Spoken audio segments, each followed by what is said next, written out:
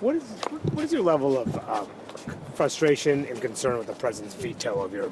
No, I'm not frustrated with President Trump. I'm frustrated with the way it was communicated to him. This isn't something that's going to cost taxpayers more than $1 billion. We are simply extending a repayment period to 50,000 water users in Colorado, in southeast Colorado, a very rural area that desperately needs clean drinking water. And then we're waiving the interest that was caused under the Biden administration. This is a federal water project that's been in the works for 60 years under President Kennedy, and I think it's owed to Coloradans to complete that promise with the Finish the Arkansas Valley Conduit Act.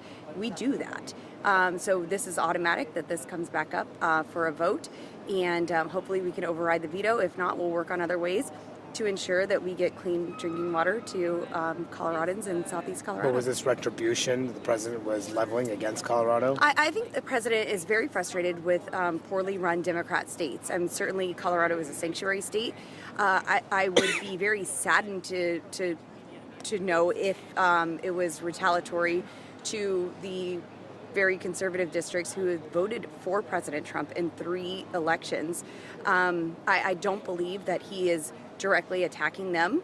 I believe that some folks may have just didn't explain the numbers correctly to him. CBO has never scored on this. This isn't something that is costly. I'm fiscally conservative and would never introduce a bill that is costing billions of dollars to the taxpayer. Have you talked to the president about? There was a line in your statement, I want to read it, and you said, and I sincerely hope this veto has nothing to do with political retaliation. Yeah, I sincerely for calling hope out that. corruption and demanding accountability.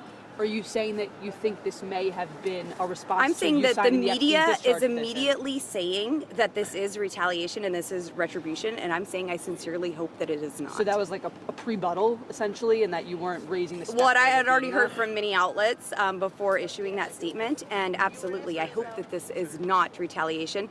And, President Trump has plenty of political opponents to retaliate against. I mean, they have absolutely tried to destroy him as a man, his character, as a businessman, as a family man, as a leader of the United States. They tried to imprison him for the rest of his life and then some.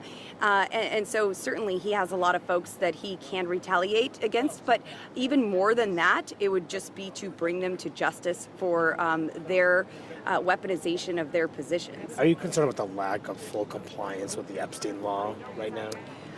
There's plenty that have come out. I don't even think that CNN has gone through every single document. So when you guys get through all the pages, let me know. But there's a December 19th deadline. I'll be sure to ask them for more if necessary. But go ahead and go through the documents that you do have and let me know what you find. I've been seeing a lot of information on Democrats that are in the Epstein files. And that's what President Trump was saying the whole time.